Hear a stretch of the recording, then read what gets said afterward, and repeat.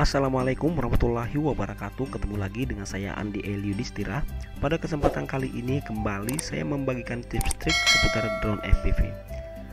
Pada kesempatan kali ini sesuai dengan janji saya sebelumnya bahwa saya akan membagikan ke teman-teman bagaimana cara melakukan atau membuat firmware untuk Express LRS modul beserta dengan receivernya. Nah, namun sebelumnya saya minta maaf kepada teman-teman yang mungkin saja merasa audio di channel ini sangat kecil ya. Untuk sementara saya menggunakan handphone terlebih dahulu ya teman-teman ya, sampai mungkin sound system atau mungkin alat recordingnya sudah tiba ya. Nanti mohon maaf untuk kualitas audionya yang sangat kecil dan mungkin agak sulit untuk kedengaran oleh teman-teman. Nah, saya lanjut ke pembahasan utama adalah bagaimana cara membuat firmware untuk modul Express LRS beserta dengan receivernya. Pertama-tama apa yang harus teman-teman lakukan adalah mendownload sebuah program bernama Express LRS Configurator. Nah, di sini saya sudah membuka linknya ya, dan linknya pun sudah saya bagikan di deskripsi di bawah. Tinggal teman-teman langsung kunjungi saja link yang saya share di deskripsi. Nah, di sini kita scroll ke bawah ya. Di sini ada banyak sekali file-file Express LRS Configurator disesuaikan dengan OS atau operating system yang teman-teman gunakan di laptopnya teman-teman. Karena di sini saya menggunakan Windows, maka saya pencet yang extension exe di sini. Setelah teman-teman download, harusnya programnya itu sudah masuk di tab download teman-teman. Harusnya dia muncul di sini, kurang lebih seperti ini filenya teman-teman ya. Tinggal teman-teman klik 2 kali untuk melakukan install ya. Tunggu sampai di sini ya, terus tekan next dan lakukan install seperti biasa. Tidak ada cara khusus untuk melakukan install di sini karena sama saja dengan menginstal aplikasi seperti biasa. Namun karena saya sudah melakukan install pada konfigurator ini, maka saya tekan cancel. Untuk teman-teman silahkan lanjut sampai dengan proses installnya selesai. Nah, setelah itu teman-teman cukup membuka programnya seperti ini ya tampilannya teman-teman.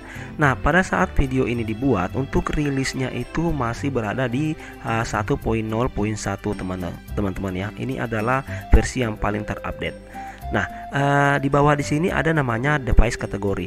Device kategori adalah hardware yang didukung oleh Express LRS Configurator ini. Jadi di sini ada banyak sekali seperti Beta FPV ya, ada FrSky, ada HP Model, ada HGLRC dan lain-lain teman-teman. Jadi ini adalah hardware-hardware yang memungkinkan untuk kita flash Express LRS ini. Nah, karena di sini saya menggunakan HP Model 2,4 GHz, maka saya pilih yang ini. Oke, setelah itu di bawahnya ada namanya device target ya. Device target di sini adalah tipe-tipe HP model itu teman-teman. Di sini ada HP model EP atau receivernya ya. Ya, di sini kita bisa lihat kode RX. Di sini ada 3 jenis cara penginstalan pada receiver EP ini. Jadi yang beredar di pasaran untuk wilayah Indonesia itu saya lihatnya yang masuk adalah EP1 dan EP2 teman-teman. Nah, EP itu bisa dilakukan penginstalan lewat Betaflight pass-through. Yang kedua adalah lewat UART, dan yang terakhir adalah via WiFi. Di bawahnya ini adalah TX-nya teman-teman. Jadi TX-nya atau modulnya. Dari modulnya kita itu untuk Express LRS di buatan HP model ini bisa dilakukan install via UART dan WiFi. Nah, di bawah juga ada namanya PP. Ini adalah receiver yang tipe kategori PP. Untuk PP sendiri ini tidak dilengkapi dengan WiFi, maka di sini untuk instalannya via WiFi itu dihilangkan teman-teman. Nah, dari semua cara penginstalan ini yang paling gampang menurut saya adalah melakukan update atau flashnya itu melalui WiFi. Maka di sini saya akan membuat untuk firmware modelnya dulu akses via WiFi di sini. Oke, setelah itu teman-teman tinggal mengikuti apa yang saya pilih untuk centang-centangnya di sini teman-teman. Jangan lupa untuk enable telemetri untuk mengaktifkan fasilitas telemetri pada modulnya teman-teman, karena defaultnya itu telemetrinya itu tidak dicentang. Nah, di sini untuk UART inverter ya perlu teman-teman ketahui, jika teman-teman menggunakan QX7 TBS Tengo atau Radio Master itu harus dalam posisi tercentang ya. Jika teman-teman menggunakan T8SG itu dengan deviation firmware itu, teman-teman bisa mencabut centangnya di sini. Nah, sesuai dengan yang saya bilang sebelumnya bahwa untuk firmware ini dimungkinkan untuk menghilangkan mode binding. Jadi kita tidak ada lagi proses binding antara modul dengan receivernya dengan cara bagaimana memasukkan custom binding di sini. Jadi teman-teman cukup memasukkan custom binding sesuai dengan yang teman-teman inginkan. Namun tentu saja teman-teman harus menyesuaikan custom binding ini untuk receiver dan modulnya teman-teman itu harus sama. Ya, saya anggap teman-teman sudah mengerti sampai dengan di sini. Ya, di bawah ada pilihan build atau build and flash ya.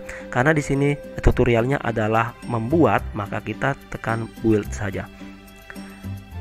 Nah, ini adalah proses pembuatannya. Jadi verifikasi build system dan download firmware-nya. Jadi proses ini akan memakan waktu cukup lama. Jadi karena ini akan memakan waktu lama, maka saya skip di sini, teman-teman.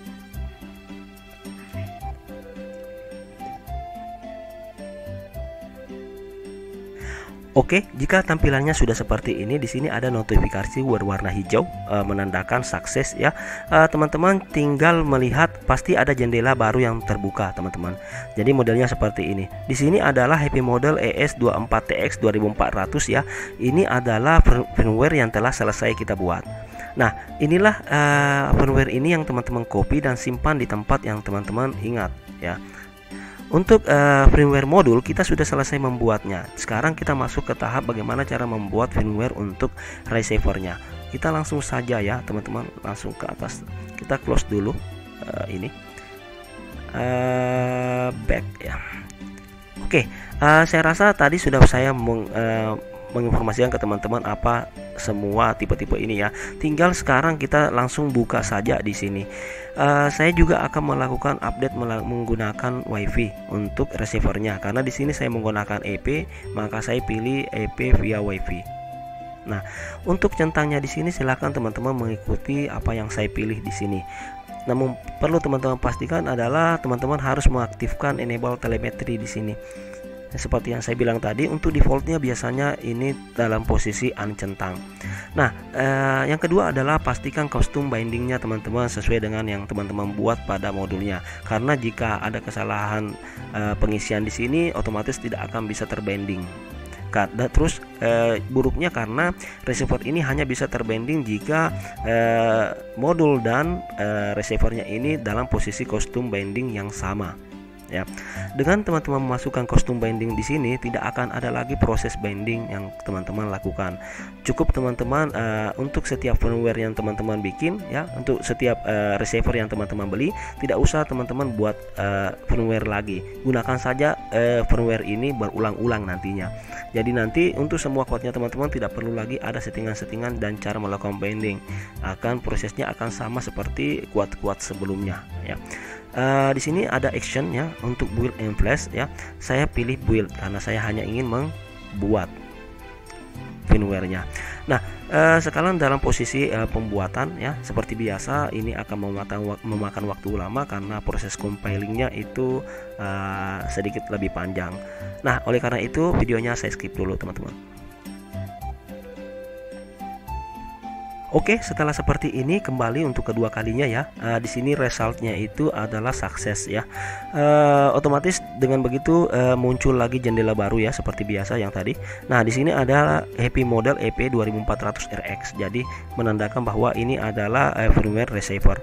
Jadi kita copy lagi dan pindahkan ke posisi tempat yang kita mudah kita ingat. Nah, sampai dengan di sini proses yang kita buat itu sudah selesai. Nah, di sini adalah firmware untuk TX-nya atau modulnya, di sini adalah firmware untuk RX-nya atau receiver-nya. Jadi setiap receiver yang teman-teman beli silahkan teman-teman flash dengan menggunakan firmware ini.